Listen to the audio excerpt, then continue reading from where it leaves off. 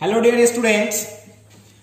अब हम लोगों को माध्य से जो रूल पढ़ना है, तीनों रूल को हम लोग जान चुके हैं और हम लोग एग्जाम्पल के तौर पे क्वेश्चन नंबर 5 का जो 2 है उसको हम लोग जो इसका रूल है तीनों रूल से बना करके हम लोग देख चुके हैं।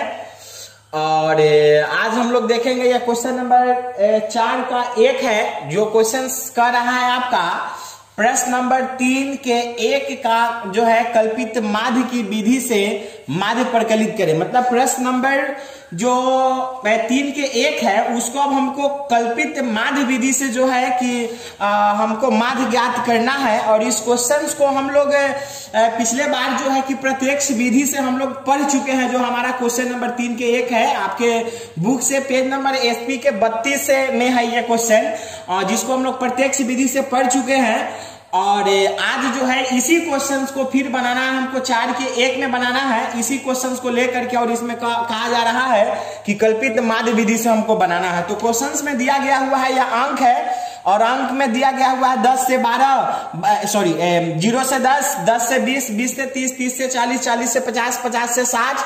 और विद्यार्थियों की संख्या में दिया गया हुआ है 12, 18, 27, 20, 17, 6। मतलब कहने का मतलब यह हुआ कि 12 वैसे स्टूडेंट है जिनका अंक 0 से 10 के बीच में है, और 18 वैसे स्टूडेंट है जिनका अंक जो है कि 10 से 20 है, और 27 वैसे स्टूडेंट है जिनका अंक 20 से 30 के बीच में है, 20 वैसे स्टूडेंट है जिनका अंक 30 से 40 के बीच में है, और 17 वैसे स्टूडेंट है जिनका अंक 40 से 50 के बीच में है, और 6 स्टूडेंट का अंक जो क्या है 50 से 60 के बीच में है। तो इसको तो हम लोग प्रत्यक्ष विधि से बना ही चुके हैं। और आज हम लोग देखेंगे कि कल्पित माध्य विधि से जो है कि हम लोग कैसे इसको ज्ञात करते हैं। तो उसके लिए हम क्या किए कि यहाँ पे ले लिए हल, और क्या हम अब देख लिए कि हमको जरूरत क्या क्या चीज का है। तो फॉर्मूला जो कल्पित माध्य चुनने वाला जो था उसके लिए हम बताए थे आप लोगों को कि अब माध्य बराबर जो है कि A plus sigma F D by sigma F, ये वाला। तो हमको जरूरत क्या क्या चीज की है, तो A का है। तो A को हम खुद जो है कि कल्पना करके, मतलब कि यह कल्पित मान है, कल्पना करके चुनते हैं। और उसको कहां से चुनते हैं, तो वर्ग चिन्ह से चुनते हैं। तो उसके लिए एक लाइनिंग हम यहां बना लिए।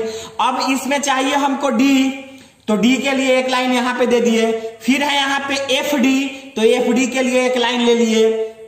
और ये अंक जो है, अंक तो दिया गया हुआ है हमारे क्वेश्चंस में, दिया गया हुआ है 0 से 10, 10 से 20, और 20 से जो है कि 30, 30 से 40, 40 से 50, 50 से 60। ये अंक हमारे क्वेश्चंस में ये मतलब ये दिया गया हुआ है। और विद्यार्थियों की संख्या मतलब कि 12 भत्ता भी दिया गया हुआ है। क्या दिया हुआ है, 12, 18, 27, 20, 17, 6 ये दिया गया हुआ है। अब चलिए वर्ग चिन्ह में चलते हैं, यानी कि x। तो x बराबर हम लोग जानते हैं कि क्या होता है, तो x बराबर A प्लस B बाई 2। तो ध्यान दीजिएगा यहाँ पे जो ये है ये कल्पित माध्य नहीं है, ये निम्न सीमा। तो निम्न सीमा प्लस सूत्र सीमा बटा 2। तो 1 वाला में निम्न सीमा क्या है, 0 है, तो 0 प्लस 10 बटा 2 करना है। इसको जोड़ेंगे तो 10 आएगा, और 2 से डिवाइड करेंगे तो क्या आ जाएगा, यहाँ 5 आ जाएगा। तो यहाँ पे वर्ग चिन्ह में हमारा हो गया 5। फिर इस दोनों को जोड़ेंगे, निम्न सीमा प्लस सूत्र सीमा, तो 10, 20 को जोड़ेंगे तो 30, और 30 को हाफ करेंगे मतलब 2 से डिवाइड करेंगे तो कितना आ जाएगा हमारा 15 आ जाएगा। फिर 20 और 30 को जोड़ेंगे तो 50, 50 को आधा करेंगे तो क्या हो जाएगा 25 हो जाएगा। फिर जो है कि 30 और 40 को जोड़ेंगे तो 70, 70 को 2 से भाग देंगे तो कितना आ जाएगा 35। फिर इस दोनों को जोड़ेंगे तो 90, 90 को आधा करेंगे तो कितना हो जाएगा 45। फिर इस दोनों को जोड़ेंगे तो 110, 110 को आधा करेंगे तो कितना आ जाएगा, ये आ जाएगा हमारा 55। अब हमको ज्ञात करना है D। तो D हम लोग जानते हैं कि कल्पित माध्य से पदों का विचलन होता है, जिसका फॉर्मूला हम लोग पढ़ चुके हैं, x माइनस A। तो x तो ज्ञात यहाँ पे हो गया, A यहाँ पे क्या है हमारा कल्पित माध्य। यहाँ पे थोड़ा सा ध्यान दीजिए, कल्पित माध्य। तक कल्पित माध्य मतलब कि कल्पना करके उसको चुनना, और चुनते कहां से हम लोग, तो वर्ग चिन्ह से चुनते हैं। तो वर्ग चिन्ह मेरा यहाँ है। तो इसमें से चलिए कल्पना करके किसी भी संख्या को हम ले सकते हैं। तो ज्यादा आसान कौन होता है हमारे लिए, जो 20 वाला वैल्यू होता है लगभग में, उसको लेते हैं तो ज्यादा आसान पड़ता है। तो चलिए इस सब में से हम कल्पित माध्य के रूप में ले लेते हैं 35 को। याद रखिएगा थोड़ा सा यहाँ पे। वैसे कोई बच्चा जो है कि कोई 45 लेगा, कोई 25 लेगा, तो गलत नहीं होगा, सोल्यूशन करेंगे हमारा आंसर सही आएगा, और रूल भी सही होगा, कहीं से भी थोड़ा सा भी उसमें गलती नहीं होगा। तो चलिए हम यहाँ पे ले लिए कल्पित माध्य के रूप में किसको, 35 को ले लिए। और तो 35 को हम ले लिए, मतलब कि a बराबर कितना ले लिए हम 35 ले लिए।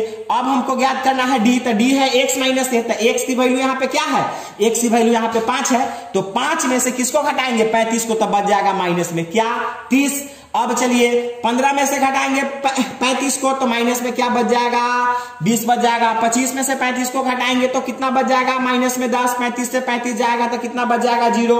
अब 45 से 35 को घटाएंगे तो कितना बच जाएगा प्लस में 10, और 55 से 35 को घटाएंगे तो क्या बच जाएगा प्लस में 20 बच जाएगा। चलिए अब थोड़ा सा ध्यान देने की जरूरत है। अब एफ डी को ज्ञात कर लेते हैं, एफ डी को ज्ञात करते हैं। तो एफ देखिएगा, ध्यान दीजिएगा, यहाँ पे एफ हमारा यहाँ है और डी कहाँ है, यहाँ है। एफ की रो यहाँ मतलब लाइन यहाँ है और डी का लाइन कहाँ है, यहाँ पे है। तो अब ध्यान दीजिए, मतलब इस दोनों में गुना करके हमको वहां पे लिखना है। तो 12 में माइनस 30 से गुना करेंगे तो 12 तिहाई 36, मतलब कि 360। लेकिन यह प्लस में है या माइनस में है, तो माइनस में आ गया हमारा कितना 360। अब चलिए 18 में गुना करना है 20 से, तो गुना करेंगे तो 18 दूना 36, यानी कि 18 दूना 36। ये भी आया हमारा 360, लेकिन कभी में आया, ये भी आया माइनस में आया। अब चलिए 27 में 10 से गुना करना है तो माइनस में आया 270 आ गया। अब चलिए 20 में 0 से गुना करना है तो ये 0 हो जाएगा, और यहाँ पे 17 में गुना करना है 10 से, तब प्लस में 100 कितना आ जाएगा 70 आ जाएगा। अब हमको गुना करना है 6 में 20 से गुना करना है तो 6 दूना 12, यानी कि 120 प्लस में आ गया। अब इसमें हमको कुछ नहीं करना है, ऊपर फॉर्मूला जो होता है सिग्मा एफ डी बाई, नीचे क्या होता है सिग्मा एफ, तो ऊपर में एफ डी मतलब सिग्मा के साथ, मतलब सिग्मा जोड़ने का काम करता है। तो चलिए लेते हैं सिग्मा और एफ डी। तो सिग्मा एफ डी लिए, मतलब यहां पे ध्यान देना है कि एफ डी को एक साथ जोड़ना है। सिग्मा का काम ही है एक साथ मतलब योग करना सबका, तो सबको जोड़ते हैं। तो यहां पे ध्यान देना है हमको कि अब माइनस में 360 है, फिर माइनस में 360 है, और यहाँ पे माइनस में 270 है। तो ये सब हुआ कितना, उस पर थोड़ा सा ध्यान देना है, और प्लस में कितना है। तो यहां देखना है माइनस 360, और फिर कितना है 360, और कितना है 270, मतलब माइनस वाला टोटल वैल्यू कितना है 0, 6 6 12 19, यहाँ हो गया। उसके बाद जो है कि 3 3 6 7 2 9, यानी कि माइनस में आ गया हमारा कितना, माइनस में आ गया 990। देखिए थोड़ा सा ध्यान देना है, यहाँ पे अच्छा से ध्यान देना है। माइनस वाला को एक साथ जोड़ लिए तो कितना आया हमारा, माइनस में आया 990। अब प्लस वाला कितना है, प्लस वाला यहाँ पे है 170 और 120, कितना हो गया 290। तो ये हो गया प्लस में हो गया 290 हो गया। अब थोड़ा सा ध्यान देना है, सिग्मा एफ का जो हमारा सिग्मा एफ डी का हमारा जो वैल्यू आ रहा है वो कितना है 007, माइनस में है 700, मतलब कि प्लस में है 290 और माइनस में कितना है 990। प्लस में 290 और माइनस में 990, तो 290 जब सदा तो बचा कितना, यहाँ पे माइनस में बच गया 700। तो यानी कि सिग्मा एफ डी का वैल्यू आ गया माइनस में हमारा 700। अब ध्यान दीजिएगा थोड़ा सा, माइनस में आ गया हमारा 700 और नीचे जरूरत होता है सिग्मा एफ का। तो एफ कहाँ है, ये एफ वाला लाइन यहाँ पे है, तो यहाँ पे ले लिए सिग्मा और ले लिए यहाँ पे एफ, मतलब कि सभी बराबरताओं का योग, मतलब सबको क्या करना है एक साथ हमको जोड़ना है। तो चलिए हम जोड़ने का काम करते हैं। तो 12 है और यहाँ पे 18 है, कितना हुआ 30 हुआ, और 30 में जोड़ देंगे 27 तो कितना हुआ 57, और 57 में जोड़ेंगे हम लोग 20 तो कितना हो जाएगा 77, और 77 में हम लोग 17 जोड़ेंगे तो 77 और 7 हो गया इधर 84, और 10 94 और 6 जोड़ेंगे तो हो गया हमारा 100, मतलब सिग्मा एफ की वैल्यू कितना है 100। अब हम लोग जानते हैं अब इसमें कुछ करना ही नहीं है, एकदम आसान है। नीचे लिखेंगे हम लोग माध्य, जिसको हम लोग ए से व्यक्त करते हैं। तो माध्य बराबर क्या होता है, कल्पित माध्य, मतलब इसको हम लोग लघुरीति भी हम लोग कहते हैं। तो माध्य बराबर हो गया हमारा A plus sigma F D by sigma F हो गया। ए हम लोग कितना लिए थे, मतलब कि कल्पित माध्य कितना लिए थे, तो 35 लिए थे, तो यहाँ पे हो गया हमारा 35, और प्लस सिग्मा एफ डी। तो सिग्मा एफ डी का जो हमारा वैल्यू है वो कितना है, वो माइनस में है 700, तो यहाँ पे दे दिए माइनस में 700 दे दिए। और नीचे कितना है सिग्मा एफ कितना है यहाँ पे 100 है, तो 100 ले लिए। अब ये हो गया हमारा 35 और ये प्लस माइनस कितना हो जाएगा माइनस, यानी कि 700 बटा 100। इसको 2 0 से 2 0 गया, यानी कि यहाँ बच गया 35 माइनस 7।